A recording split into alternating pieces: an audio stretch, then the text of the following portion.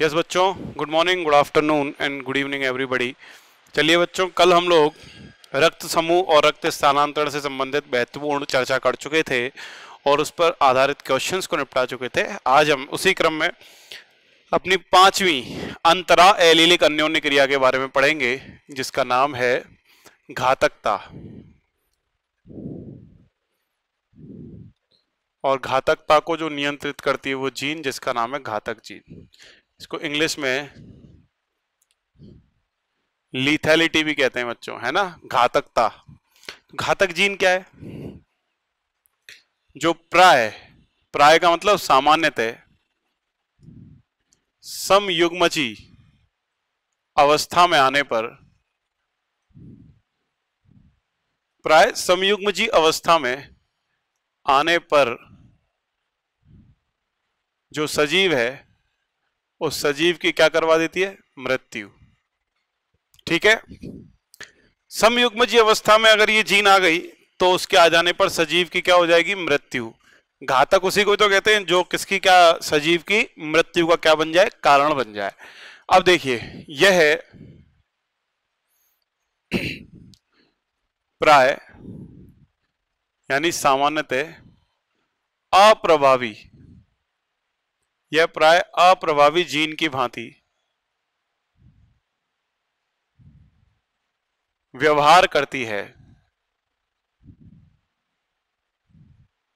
ये जो घातक जीन है ना, लीथल जीन, ये अप्रभावी की तरह व्यवहार करती है। अर्थात समयुग्मजी अप्रभावी जीन अपना प्रभाव कब व्यक्त करती है? जब समयुग्मजी अवस्था में आए। ठीक वैसे ही घातक जीन अपना असर कब दिखाएगी, कब सजीव को मारेगी? जब समयुग्मजी अवस्था में आएगी। अर्थात ये किसकी तरह व्यवहार कर रही है? अप्रभावी जीन की तरह व्यवहार कर रही है। यह दो तरह की हो सकती है बच्चों। एक तो जिसको कहते हैं एब्सोल्यूट यानी परम घातक जीन, और दूसरी जिसको कह सकते हैं सब लीथल।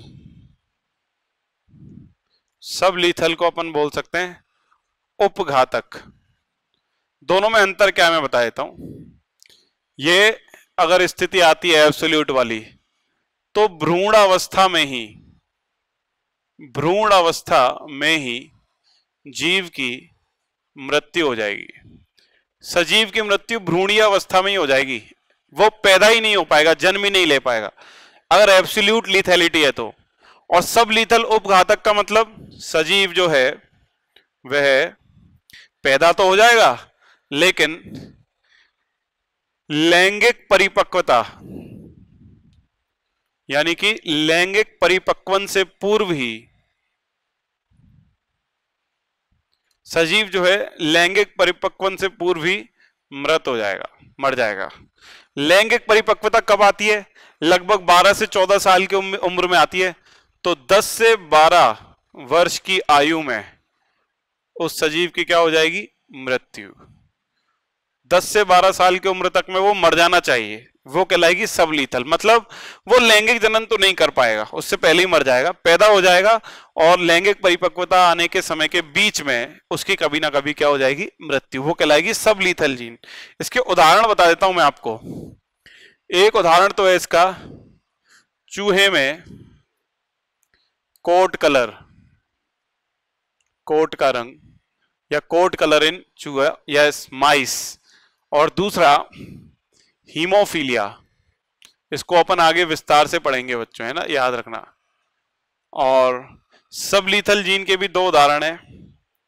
एक तो सिकल सेल एनीमिया, ये भी मैं आपको पढ़ा चुका हूं प्लियोट्रोपी में, सिकल सेल एनीमिया, क्लियर। और दूसरा इसका एग्जाम्पल है स्नैपड्रैगन। स्नैपड्रैगन में पर्ण का रंग, जो पत्ती है उस लीफ का कलर, स्नैपड्रैगन पादप में आपको पढ़ा चुका हूं अपूर्ण प्रभाविकता के अंदर, याद करो, जिसको अपन डॉग फ्लावर के नाम से भी जानते थे।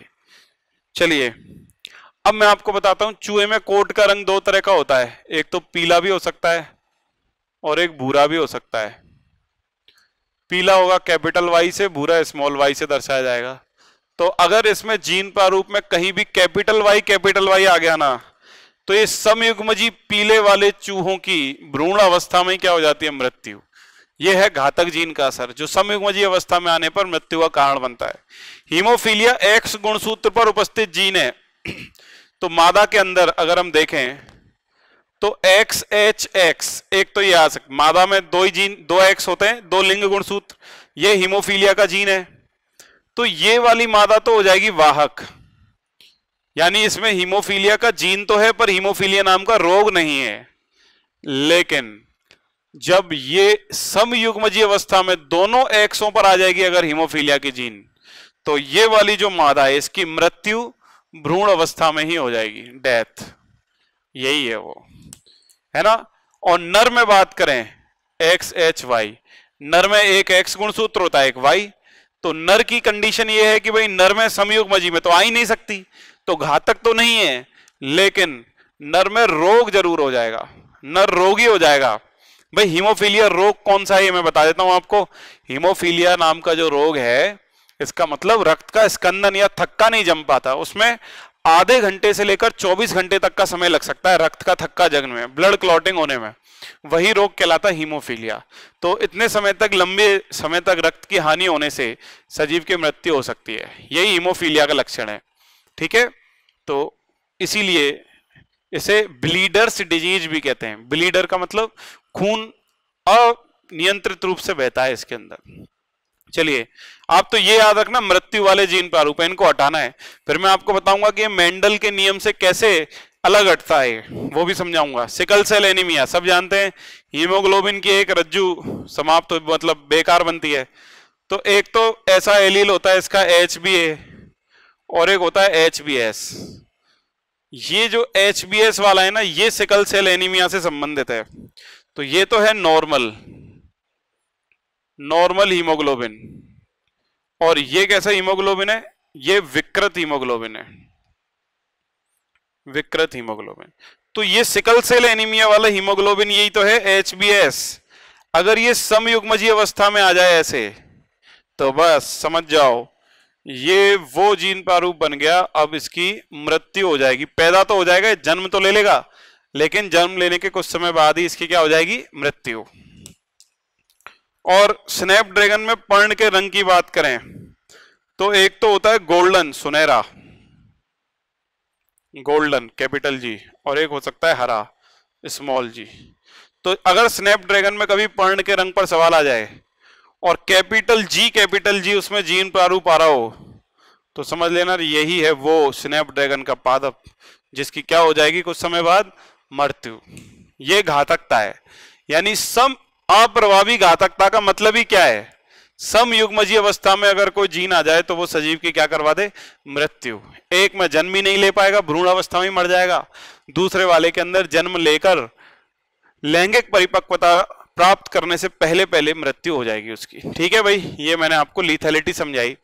अब इसमें मेंडल के नियम से कैसे विचलन दर्शाता है ये घातकता, वो भी सिद्ध करता हूं आपके लिए। देखिए, सपोज मैं आपको चूहे में कोट के रंग का ही उदाहरण ले लेता हूं। ठीक है, तो देखो ये दो विषम युग्मजी पीले चूहे के बीच क्रॉस करवा रहा हूं, capital Y small Y, capital Y small Y.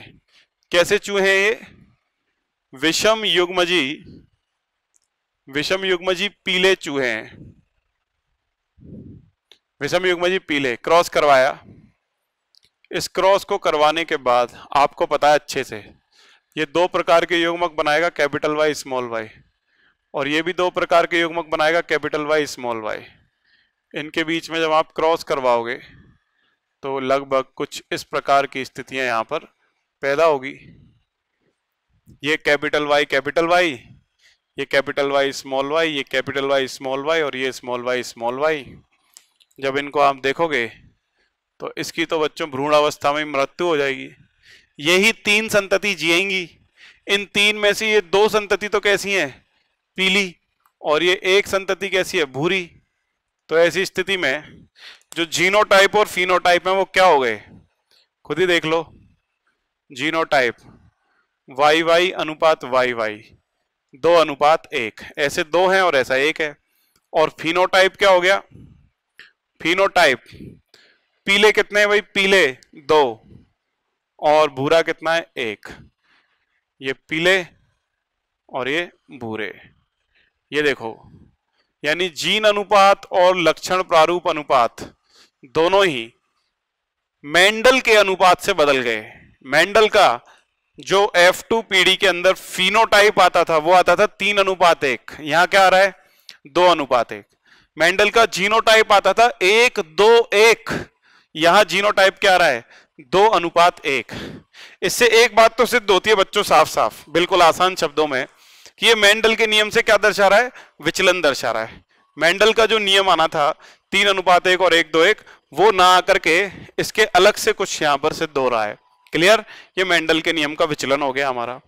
इसी में एक एग्जाम्पल और मैं आपके सामने ले लेता हूं अभी के अभी, एक एग्जाम्पल। यस बच्चों, तो इसके अंदर हम लोग देख रहे थे कि लीथैलिटी का एक एग्जाम्पल तो अपन ने कंप्लीट कर दिया। सेकंड एग्जाम्पल पर अपन एक बार डिस्कशन करते हैं। यहां पर ध्यान से देखें। सपोज मैं आपको सिकल सेल एनीमिया से रिलेटेड एक क्वेश्चन बताता हूं। सपोज 2 कैरियर हैं वाहक सिकल सेल एनीमिया के, HbA HbS, इसका क्रॉस HbA HbS से करवा रहे हैं। ये भी वाहक है, ये भी वाहक है। तो जो 4 संततियां बनेंगी वो क्या बनेंगी? HbA HbA, ये तो बिल्कुल सामान्य हीमोग्लोबिन बनेगा। HbA HbS HbA HbS, ये 2 वाहक बन जाएंगे। और HbS ये एक रोगी बन जाएगा जिसकी मृत्यु हो जाएगी। तो मृत्यु हो जाने पर वाहक और सामान्य का जो अनुपात आएगा, वाहक और सामान्य का जो रेशो आएगा वो कितना आएगा? वाहक तो आएंगे 2, सामान्य आएगा 1, तो वाहक इस टू सामान्य 2:1। इसका जीनोटाइप भी है और इसका फिनोटाइप भी है। आ रही है आपको बात समझ में? बिल्कुल। मेंडल का जो नियम के अंतर्गत आने वाले अपवाद थे वो यही तो कहते थे कि भाई मेंडल का जो रेशो वो विचलित हो जाना चाहिए। तो वो एलीलिक अन्योन्य क्रिया है और उसमें मेंडल का रेशो विचलित हो गया। तो ये भी एक तरीके से मेंडल के नियम का क्या कहा जा सकता है? अपवाद कहा जा सकता है। मेंडल के निष्कर्ष का क्या कहा जा सकता है? अपवाद।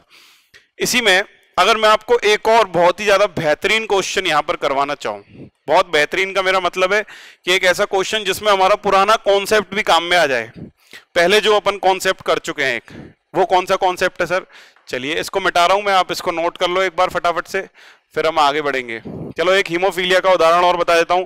हीमोफीलिया की एक वाहक नर है, इसका क्रॉस वाहक मादा से करवाएं। वाहक की जगह नर को अपन रोगी लिखेंगे, भाई नर कभी वाहक नहीं होगा, रोगी होगा। तो रोगी नर जो है वो कैसे दर्शाया जाएगा? XHY से, और मादा को XX से दर्शाते हैं। तो एक पे आएगा H, इसका मतलब ये वाहक मादा। इनके बीच क्रॉस करवाओ तो ये क्या बनेगा? XH इसके बीच में अगर इससे करवाओगे तो ये बनेगा XHX। इसका यदि इससे करवाओगे तो XY, और इसका इससे करवाओगे तो XHY। अब देखिए जरा ध्यान से, ये जो है XHXH, इसकी तो हो जाएगी मृत्यु, वो भी भ्रूण अवस्था में ही। अब ये 3 ही बचे जो जन्म लेंगे। इनमें से ये दोनों तो कैसे हो गए? एक तरीके से वाहक टाइप के हो गए, और ये एक कैसा हो गया? सामान्य एकदम।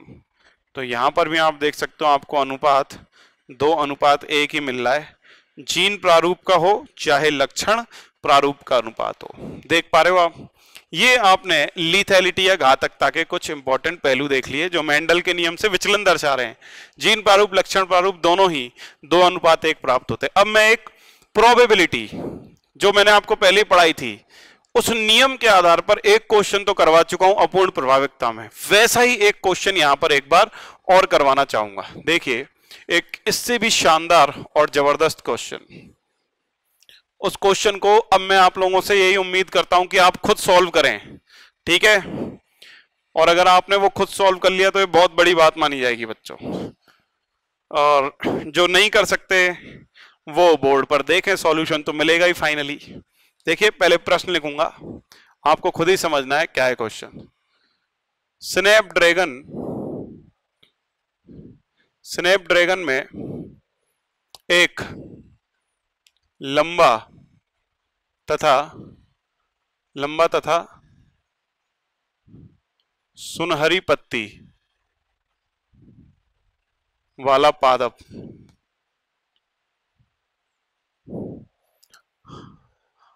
Capital T small T capital Y small Y, ये इसका जीन प्रारूप है।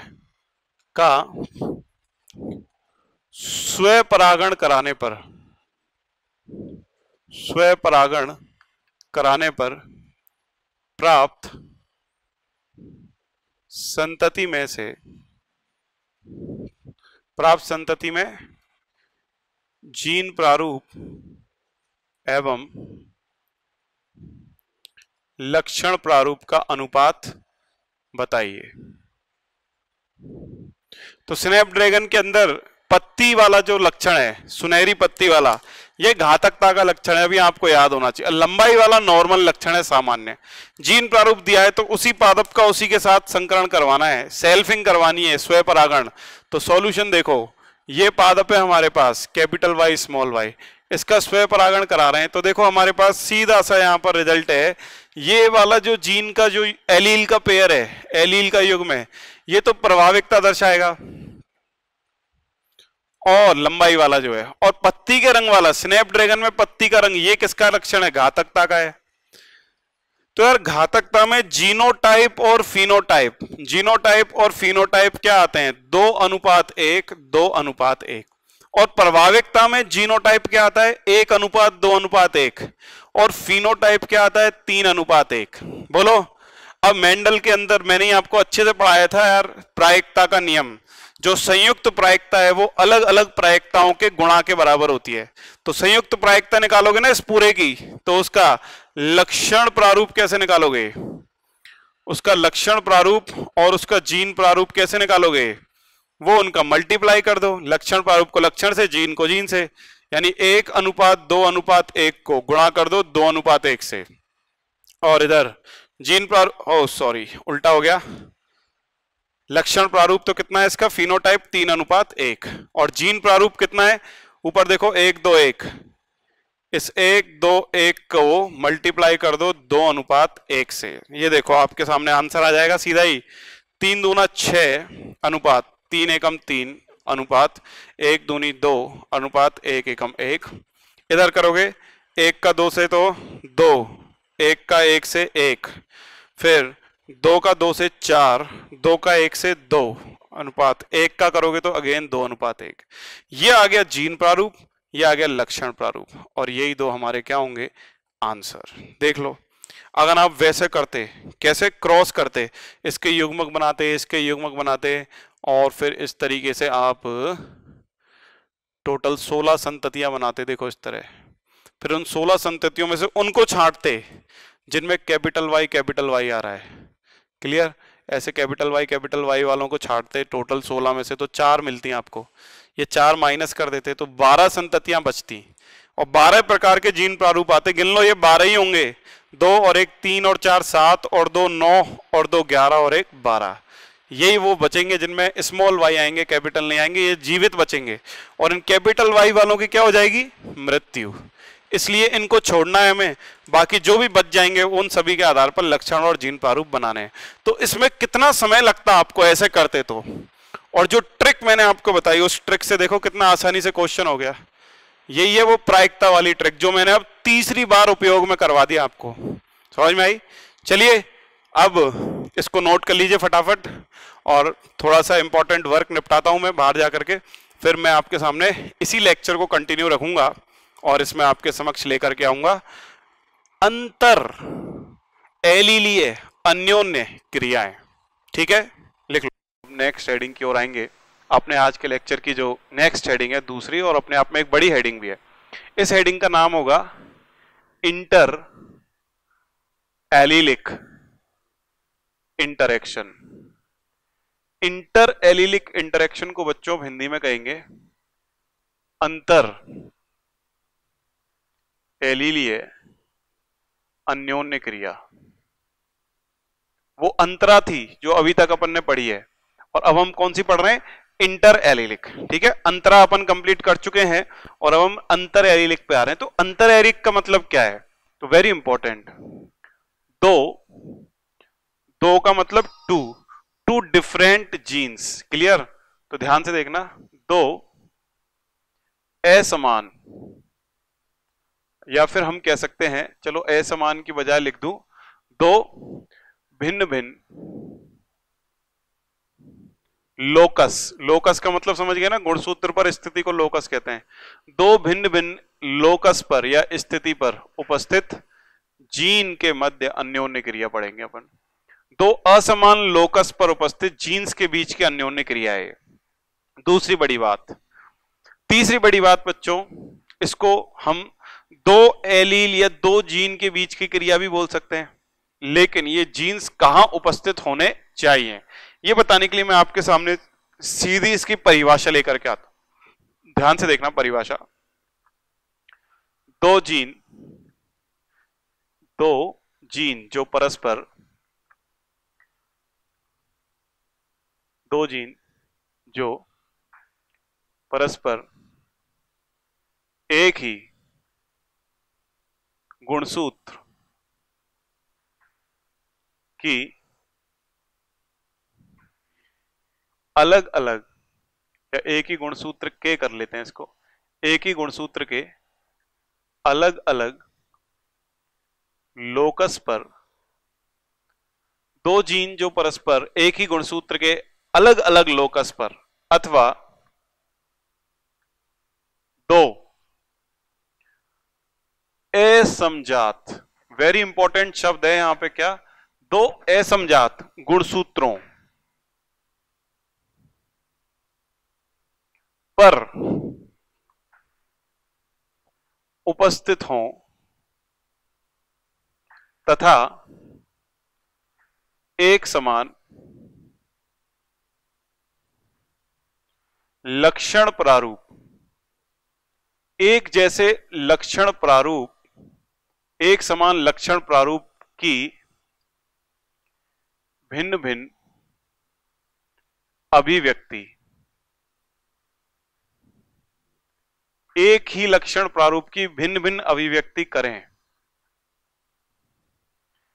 दो जीन जो परस्पर एक ही गुणसूत्र के अलग अलग लोकस पर अथवा दो असमजात गुणसूत्रों पर उपस्थित हों तथा एक समान लक्षण प्रारूप की, एक समान लक्षण प्रारूप की भिन्न भिन्न अभिव्यक्ति करें। इस प्रकार की अन्योन्य क्रिया को ही हम बोलते हैं इंटर एलिलिक, या इसका एक और बहुत ही शानदार नाम मैं आपके सामने लाकर खड़ा करता हूं, नॉन एलिलिक इंटरेक्शन। देखो इंटरेक्शन को शॉर्ट में ऐसे लिखते हैं, नॉन एलिलिक इंटरेक्शन भी कह सकते हैं इसको। नॉन का मतलब नहीं है जो, एलिलिक का मतलब क्या नहीं है, एलील नहीं है। ऐसी अन्योन्य क्रिया जो दो एलील्स के बीच नहीं हो रही। अब इसको देखो चित्रीय रूप से समझाता हूं, वैसे ये आपको बड़ी लाइन लग रही है लेकिन डायग्रामेटिकली बड़े आसान शब्दों में कैसे समझे इसको, देखिए भाई गुणसूत्र बना के समझाता हूं। ये सपोज मैंने एक क्रोमोसोम बनाया एक नंबर का, ऐसा ही एक नंबर का गुणसूत्र हमारे पास एक और होगा बच्चों, ये रहा, सेम टाइप के गुणसूत्र हैं। तो ये दोनों गुणसूत्र आपस में क्या कहलाएंगे, कॉमन सेंस वाली बात है, क्या कहलाएंगे बोलिए, समजात गुणसूत्र कहलाएंगे, होमोलोगस क्रोमोसोम। ऐसे ही इसके अलावा एक और गुणसूत्र होगा हमारे पास जिसको अपन 2 नंबर का गुणसूत्र बोलेंगे। ये देखिए दिस इज क्रोमोसोम नंबर 2, उसके जैसा अपने आप में एक गुणसूत्र और है। तो ये 2 नंबर के 2 गुणसूत्र जो आपको नीले रंग से दिखाई दे रहे हैं, ये दोनों गुणसूत्र कैसे गुणसूत्र कहलाएंगे भाई, असमजात। असमजात का मतलब, सॉरी, ये दोनों तो आपस में समजात ही होंगे, लेकिन अब मैं इस ब्लैक और ब्लू वाले गुणसूत्रों में तुलना करूंगा तो देखो ये जो दोनों गुणसूत्र होंगे आपस में, ये गुणसूत्र कैसे गुणसूत्र हैं, असमजात या नॉन होमोलोगस गुणसूत्र। यानी जो अलग अलग नंबर वाले गुणसूत्र होंगे वो आपस में कैसे कहलाएंगे, असमजात, और सेम नंबर वाले क्या कहलाएंगे, समजात। तो हम जो ये अन्योन्य क्रिया पढ़ने जा रहे हैं वो किस किस के बीच पढ़ सकते हैं, नॉन एलील्स। अब पहले तो एलील समझो फिर नॉन एलील, एक बार और मौका मिला आपको एलील समझने का। देखो ये समजात गुणसूत्रों के समान लोकस पर जो जीन उपस्थित होते हैं या एलील उपस्थित होते हैं, ये आपस में क्या कहलाएंगे, ये दोनों जो मैंने नीले रंग से दर्शाए हैं ये हैं बच्चों एलील, ये है एलील। समझ में आई बात आपको, समजात गुणसूत्रों के सेम लोकस पर। अब नॉन एलील क्या है वो समझे, एक ही गुणसूत्र पर ये जो 2 अलग अलग एलील्स होंगे, ये वाले, ये दोनों ये दोनों आपस में क्या कहलाएंगे? Non allele. या फिर अगर वो अलग अलग गुणसूत्रों पर हैं तो शर्त क्या है? परम आवश्यक शर्त है कि वो गुणसूत्र कैसा होना चाहिए? असमजात। यानी मान के चलिए एक एलील ये रहा और एक एलील इस गुणसूत्र पर ये रहा। अब इनकी लोकस तो सेम होने का सवाल ही नहीं उठता। जब गुणसूत्र ही अलग अलग है तो लोकस तो सेम होने की बात ही नहीं करेंगे। सीधी सी बात है, दो असमजात गुणसूत्रों पर जो भी एलील उपस्थित होंगे ना, वो हमेशा ही क्या कहलाए जाएंगे? Non allele. तो वेरी इंपॉर्टेंट, समझने योग्य शानदार बात, जो परिभाषा लिखी उसको ध्यान से समझो। दो जीन जो परस्पर एक ही गुणसूत्र के अलग अलग लोकस पर, ये देखो एक ही गुणसूत्र के अलग अलग लोकस पर, एक नीला एक लाल, कैसे हैं ये? Non allele. अथवा दूसरी शर्त क्या हो सकती है? असमजात गुणसूत्रों, ये ब्लैक गुणसूत्र ये ब्लू गुणसूत्र, असमजात गुणसूत्रों पर जो उपस्थित हैं ये भी कैसे हैं? Non alleles. इनके बीच में जो अन्योन्य क्रिया होगी ना, उसी का हम अध्ययन करने जा रहे हैं। किस रूप में? इंटर एलीलिक इंटरेक्शंस में, मतलब अलग अलग एलीलों के बीच, जिनको हम क्या कहेंगे? Non allele. अब तक जो हमने जो कुछ भी पढ़ा, चाहे वो मेंडेलियन जेनेटिक्स में पढ़ा या फिर मेंडेलियन के अपवाद यानी कि इंट्रा एलीलिक इंटरेक्शन, अंतरा एलीलीय अन्योन्य क्रिया में पढ़ा, वो किसके बीच था? वो दो समजात गुणसूत्रों के समान लोकस पर उपस्थित एलील्स की अन्योन्य क्रिया थी। और अब हम जो अन्योन्य क्रिया पढ़ने जा रहे हैं वो किसके बीच पढ़ने जा रहे हैं? Non alleles. आ गई बात समझ में? इसमें एक इंपॉर्टेंट बात जो आपको ध्यान रखनी वो क्या है कि इसमें द्विसंकर मेंडलियन, जो मेंडलियन संकरण था ना, मेंडलियन द्विसंकर का लक्षण प्रारूप, मेंडल के डाई हाइब्रिड का जो फिनोटाइप है, मेंडेलियन द्विसंकर लक्षण प्रारूप क्या हो जाता है? रूपांतरित हो जाता है। यानी कि वेरी इंपॉर्टेंट बात जो निकल के आई सामने वो क्या? मेंडेलियन द्विसंकर लक्षण प्रारूप था 9:3:3:1, ये बदल जाएगा और यहां पर कुछ नया अनुपात आएगा। समझ में आ गई बात?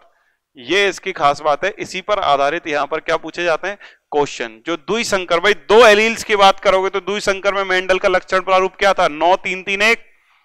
वो लक्षण प्रारूप परिवर्तित होकर अब यहां पर क्या हो जाएगा? कुछ भी नया आएगा। उसी के आधार पर इन नॉन एलिलिक इंटरेक्शंस के कई अलग अलग क्या हैं? प्रकार यानी टाइप्स। उन्हीं प्रकार या टाइप्स की अपन यहां पर एक एक करके क्या करने जाएंगे? चर्चा करना है।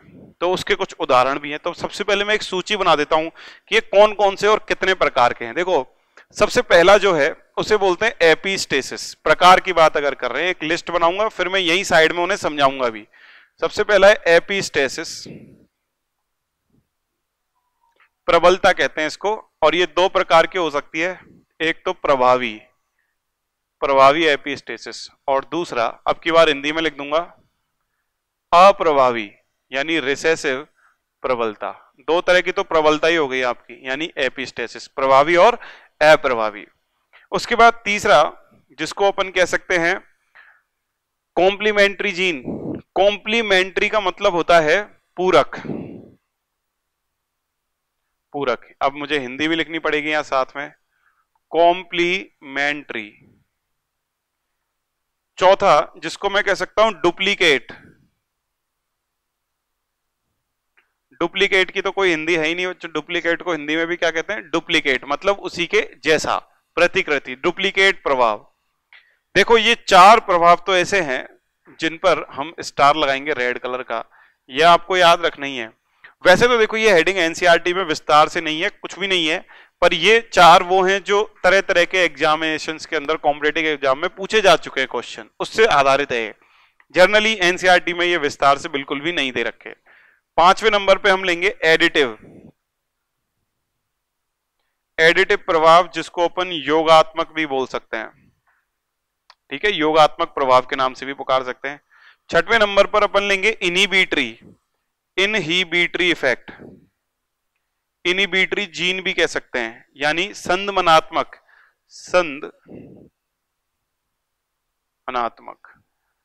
समझ में आई बात? इसके बाद सातवें नंबर पर अपन इसी को अगर बेस बना के चलें तो 7वें नंबर पर क्या ले सकते हैं अपन?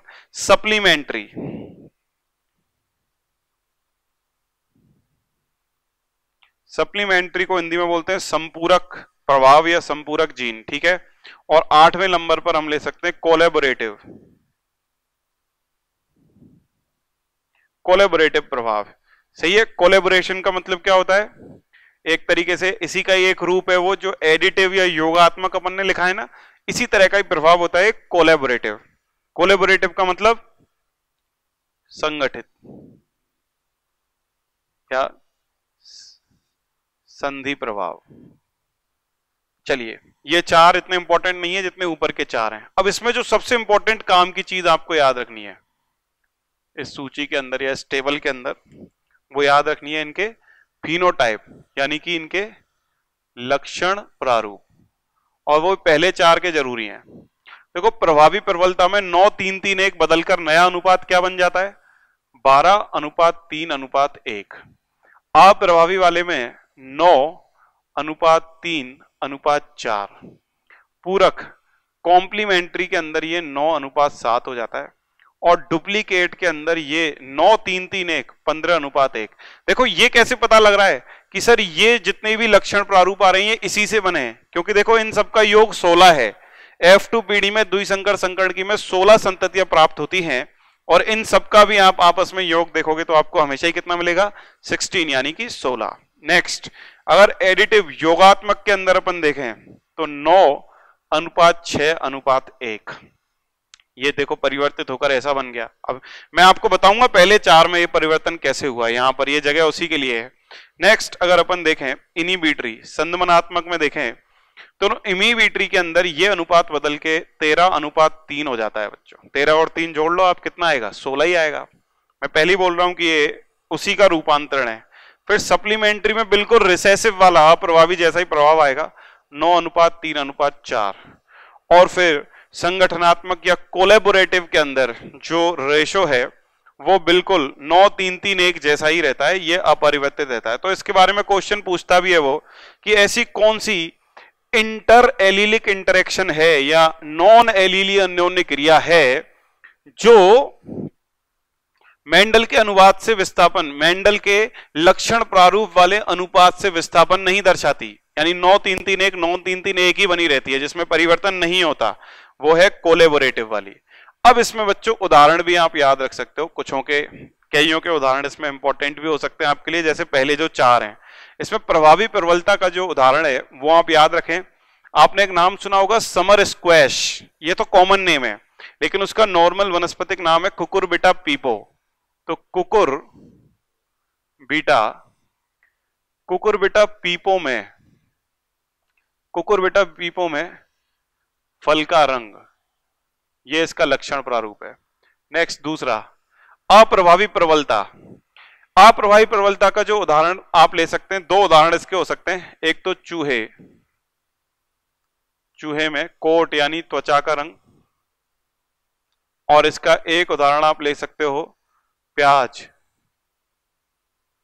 के बल्ब होता है ना, उसका अंडरग्राउंड स्टेम जो रूपांतरित हो जाता है का रंग। 2 लक्षण है इसके, 2 उदाहरण। पूरक जीन का उदाहरण बहुत इंपॉर्टेंट है, इस पर स्टार लगा रहा हूं, ये आप याद रखना। मीठी मटर जो होती है ना, स्वीट पी, मीठी मटर में पुष्प का रंग, ये भी मैं आपको सिद्ध करूंगा अभी ये कैसे आता है, ठीक है ना। और इसके साथ साथ इसमें मेरा मानना है कि एक एग्जाम्पल और आप याद रख सकते हैं। फॉर एग्जाम्पल मानव में, इस पर भी क्वेश्चन बनते हैं। मानव में बहरेपन का नाम सुना आपने, बहरेपन, या इसका विपरीत होता है सुनने का लक्षण। मानव में सुनने अथवा बहरेपन के लिए जो जीन उत्तरदायी होती है वो भी इसी प्रकार की अन्योन्य क्रिया का उदाहरण है। डुप्लीकेट, भाई डुप्लीकेट के एग्जाम्पल क्या हो सकते हैं, आपने एक नाम सुना होगा कैप्सेला, पादप का ही नाम है, क्रूसीफेरी कुल का सदस्य है, ठीक है ना, जिसमें सरसों आती है। कैप्सेला के कैप्सूल या फिर फल की आकृति जो है वो इसका बेस्ट उदाहरण है। अभी समझ में आ जाएगा, इसके क्वेश्चन भी कर लेंगे अपन। इसके बाद के उदाहरण आपके लिए नॉर्मल लगने चाहिए, वो इतने महत्वपूर्ण भी नहीं है वैसे देखा जाए तो। इसमें अपन उदाहरण ले सकते हैं एडिटिव में, जो कुकुरबिटा है ना अपना, कुकुरबिटा, में फल की आकृति ले सकते हैं अपन। कुकुरबिटा, पहले वाले में तो फल का रंग था, अब फल की आकृति ले ली। इनिबिटरी, इनिबिटरी में आप जो उदाहरण ले सकते हैं वो ले सकते हैं राइस यानी चावल। चावल में पर्ण का रंग, धान का जो पादप है ना राइस का, उसकी पत्ती का रंग इसका उदाहरण हो सकता है। वैसे ही सप्लीमेंट्री में बिल्कुल वही उदाहरण है, चूहे का त्वचा का रंग, चूहे की त्वचा का रंग। और लास्ट का उदाहरण आप क्या ले सकते हैं, कोलैबोरेटिव या संगठित या संधि वाले का उदाहरण आप क्या ले सकते हैं, जो मुर्गा होता है ना बच्चों, मुर्गे में क्राउन जो होती है, कलंगी जो उसके सिर पर लगी होती है मुर्गे के ऊपर, कलंगी का प्रारूप तरह तरह की हो सकती है। वो देखो चार हैं लक्षण प्रारूप, तो चार तरह की हो सकती है। वॉलनट यानी अखरोट के आकार की, गुलाब के आकार की, मटर के आकार की, या फिर सिंगल एकल अकेली कलंगी। तो कई तरह की कलंगियां हो सकती हैं। ये हमारी एक सूची यानी एक लिस्ट बन करके यहां पर क्या हो चुकी है, तैयार। एक लिस्ट का निर्माण अपन ने कर दिया बच्चों। किससे संबंधित ये लिस्ट बना दी अपन ने, इंटरएलिक इंटरेक्शन से संबंधित जो उदाहरण हैं और उनके जो बदले हुए लक्षण प्रारूप हैं। अब एक एक को मैं आपको समझाता हूं, फिर लास्ट में इसके क्वेश्चन करेंगे। देखिए सबसे पहले समझते हैं प्रबलता। भाई ये प्रबलता या एपिस्टेटिस है क्या, एपिस्टेसिस या प्रबलता है क्या। देखो प्रबलता का मतलब क्या है, परिभाषा लिख रहा हूं, जब एक जीन द्वारा दूसरे नॉन एलील, जब एक जीन द्वारा दूसरे नॉन एलील जीन को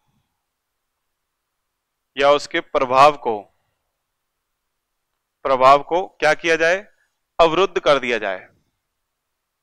यानी एक जीन दूसरे जीन के युग्म के प्रभाव को अवरुद्ध कर देती है। मतलब ये वाली और ये वाली, इन दोनों की जब अन्योन्य क्रिया होगी तो कोई सी एक इनमें से दूसरे की अभिव्यक्ति को या उसके प्रभाव को क्या कर देगी, अभिव्यक्त। यही चीज कहलाती है क्या, प्रबलता। यानी एक अपने आप को ताकतवर मानती है और दूसरे को कमजोर साबित करती है। तो ऐसी स्थिति में ये प्रबलता हमारे पास दो तरह की है भाई। पहली प्रबलता का नाम है प्रभावी प्रबलता। तो प्रभावी प्रबलता का क्या मतलब है, एक जीन दूसरी जीन को अवरुद्ध करेगी, किस अवस्था में, प्रभावी अवस्था में अवरुद्ध करती है। प्रभावी अवस्था में दूसरी जीन को, यही काम की चीज है यहां पर, प्रभावी अवस्था में दूसरी जीन को क्या करती है, अवरुद्ध, या दूसरी नॉन एलील को अवरुद्ध करती है। कैसी अवस्था में बच्चों, वेरी इंपॉर्टेंट, प्रभावी अवस्था में। तो ये प्रभावी प्रबलता आपको अब मैं उदाहरण से समझाता हूं। उदाहरण तो यहां लिखी रहा है, कुकुरबिटा पीपो में फल का रंग। तो देखो कुकुरबिटा में फल के रंग की अगर बात करें अपन, तो दो तरह का फल का रंग है। कैपिटल बी की वजह से तो आता है पीला रंग, और स्मॉल बी की वजह से आता है हरा रंग। और अब वो जीन जिसको कहते हैं अपन प्रबल वाली जीन, जो दूसरी जीन है, ये तो सेम एलील हो गई, कैपिटल बी स्मॉल बी। अब आएगी एपिस्टेटिस वाली जीन, प्रभावी जीन या प्रबल वाली जीन, जो प्रभावी अवस्था में अगर आती है, कैपिटल ए से दर्शा रहा हूं उसको, तो ये दोनों के ही प्रभाव को भी व्यक्त नहीं होने देगी, कोई नया ही प्रभाव लाएगी। और वो नया प्रभाव कौन सा है, सफेद, यानी सफेद रंग का फल बनेगा। तो अब देखिए मेंडलियन अनुपात क्या आता है, 9:3:3:1, जिसमें से 9 कौन से होंगे, जिसमें दोनों जीन प्रभावी हों, ए और बी। 3 कौन से होंगे, जिसमें ए स्मॉल और बी प्रभावी हो। 3 कौन से होंगे, जिसमें ए कैपिटल और बी अप्रभावी। और एक कौन सा होगा, जिसमें ए बी स्मॉल और बी बी स्मॉल हो। यही तो आता है मेंडल का अनुपात, जब मेंडल का परिणाम निकालते हैं। अब देखो प्रबलता कहती है कि कैपिटल ए जब जब आएगा वो सामने वाले के प्रभाव को व्यक्त नहीं होने देगा, अपना प्रभाव दर्शाएगा। तो ऐसी स्थिति में खुद सोचिए, इसमें कैपिटल ए आ रहा है तो ये सफेद रंग का पुष्प फल बनेगा। इसमें कैपिटल बी आ रहा है तो ए नहीं आ रहा ना कैपिटल, तो ये फिर कैपिटल बी के हिसाब से कैसा बनाएगा, पीला। इसमें देखो कैपिटल ए आ गया, इसका मतलब ये कैसा बनाएगा, सफेद। आपको तो कैपिटल ए देखना है सिर्फ, और इसमें एक भी नहीं है तो ये स्मॉल बी वाला अपना प्रभाव दर्शाएगा और ये कैसा आ जाएगा, हरा। तो देख लो भाई लक्षण प्रारूप जो नया बन के आया, सफेद वाले कितने आ गए, 9 + 3 12 तो आ गए सफेद अनुपात, 3 आ गए पीले, 3 कौन से आ गए, नीचे लिख देता हूं पीले, और अनुपात लगा के 1 कैसा रह गया हमारा, हरा। तो देख लो ये जो 9 अनुपात 3 अनुपात 3 अनुपात 1 है, ये बदल कर क्या बन चुका है, 12 अनुपात 3 अनुपात 1। ये आपका प्रभावी प्रबलता खत्म। अब देखो इसी नोट कर लेना भाई, पॉज करके, है ना, मैं इसी को मिटा के यही सारे समझाऊंगा, इसको नहीं मिटाऊंगा मैं। अब अप्रभावी प्रबलता समझाता हूं, देखना क्या क्या परिवर्तन करूंगा। पहली बात तो इस प्रभावी के आगे इस जगह पर मैं क्या लगा दूंगा, आ, और यहां पर क्या लगा दूंगा, आ। अप्रभावी अवस्था में दूसरी जीन को अवरुद्ध करेगा। अब यहां पर उदाहरण नया ले लिया मैंने, मान लो प्याज के बल्ब का रंग ही ले लिया मैंने। तो मान लो प्याज का बल्ब किस किस रंग का होता है, ये भी समझा देता हूं आपको। एक तो पीला होता है, लाल, रेड, पीला, अरे वापस से वही लिख गया, ये देखो यहां पर ये लाल और यहां पर मैंने लिख दिया हरा। लेकिन इस बार अप्रभावी प्रबलता है, तो जो प्रबलता वाला जीन है वो प्रभावी अवस्था में नहीं, कौन सी अवस्था में, अप्रभावी अवस्था में दूसरे जीन को अवरुद्ध करेगा। ये लो अप्रभावी अवस्था एक ही कौन सी है, स्मॉल ए। अब जहां भी स्मॉल ए आएगा वहीं इस प्याज के बल्ब का रंग कैसा आ जाएगा, सफेद। अब देखो ये मेंडल का लक्षण प्रारूप था, अब इसमें मैं परिवर्तन करूंगा और कुछ ना कुछ नया लक्षण प्रारूप बनाऊंगा। देखो कैपिटल ए कैपिटल बी है, तो कैपिटल बी अपना प्रभाव व्यक्त करेगा, लाल बनाएगा, 9 तो लाल हो गए। स्मॉल ए आ गया भाई, स्मॉल ए जिसमें भी आएगा वो क्या हो जाएगा, सफेद, क्योंकि अप्रभावी स्थिति में वो जीन अपनी प्रबलता दर्शा रहा है। कैपिटल ए है, कोई फर्क नहीं पड़ना, स्मॉल बी के हिसाब से उत्तर जाएगा, ये हरा हो जाएगा। और यहां स्मॉल ए एक बार और आ गया तो ये कैसा हो जाएगा, सफेद। ऐसी स्थिति में आप लक्षण प्रारूप देखो भाई, लाल वाले 9 ही है, लेकिन आप जरा हरे वाले पर नजर डालो, हरे कितने, 3 हरे। अब बताओ मुझे सफेद कितने, अप्रभावी प्रबलता के कारण 3 + 1 4 कैसे हो गए यहां पे, सफेद। और वही अनुपात 9 3 3 1 वाला परिवर्तित होकर के किस में बदल गया, 9 3 अनुपात 4। देख लो यही आ रहा है, ये हो गई अप्रभावी प्रबलता, अप्रभावी होगी। देख लो हर बार मेंडेलियन अनुपात से विचलन आपको देखने को मिल रहा है। अब पूरकता वाला प्रभाव समझाता हूं मैं, कॉम्प्लीमेंट्री जीन क्या होती है। चलिए इसको मिटाऊंगा मैं, आप नोट कर लो, साइड में हट जाता हूं क्योंकि कई बच्चों ने कहा है सर आप हट जाया करो ताकि हमें आगे पीछे नहीं करना पड़े। अब मैं आपको यहां पूरकता बताने जाऊंगा। पूरकता मींस कॉम्प्लीमेंट्री। पूरक का मतलब जानते हैं ना, पूरक का मतलब होता है एक दूसरे का सहयोग करना, एक दूसरे के बिना कुछ नहीं कर पाना, वो पूरकता कहलाता है। तो पूरकता के केस को आप पहले ही समझ गए, यानी दोनों जीन, एक एलीलिक और दूसरे उसकी नॉन एलिक, दोनों जीन अलग अलग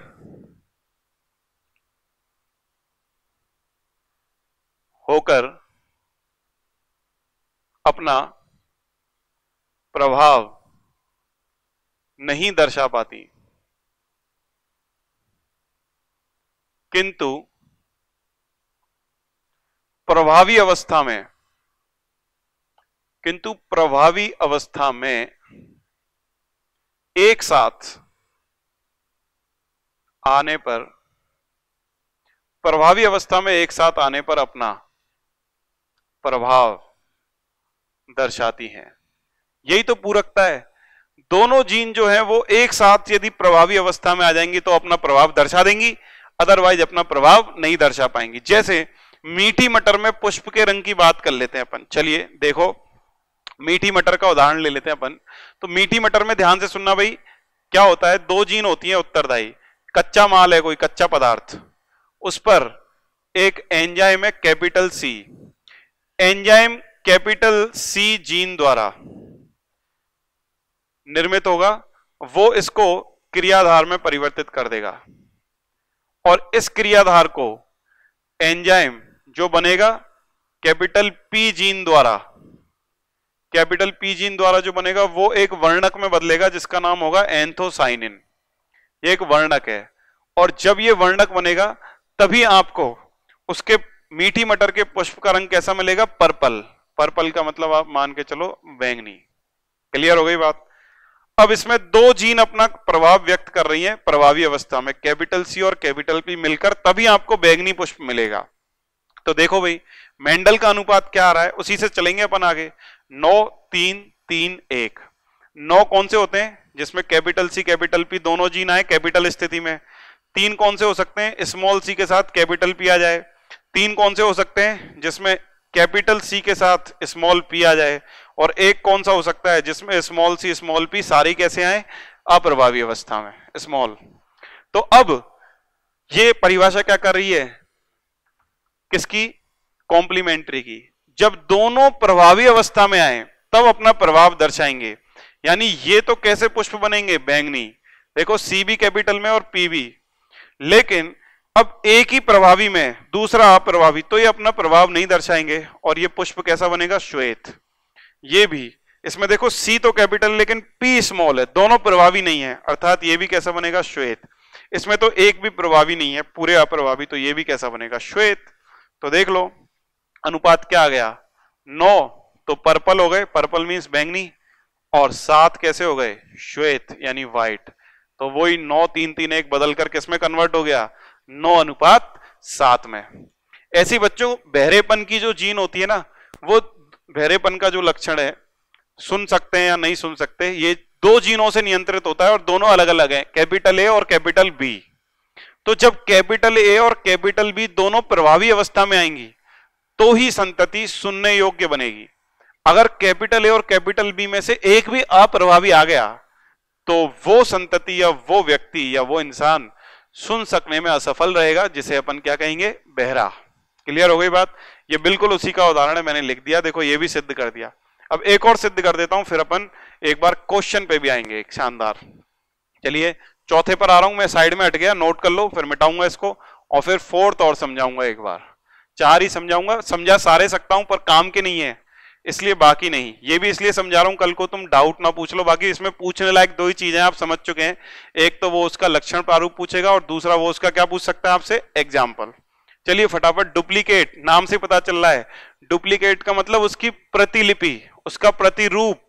तो प्रतिरूपी प्रभाव क्या है? देख लो भाई डुप्लीकेट वाला, जैसे यहां उदाहरण दिया कैप्सुला में फल की आकृति, तो दोनों जीन अलग अलग जो प्रभाव दर्शाएंगी वो ही एक साथ दर्शाएंगी, ये इसकी परिभाषा है।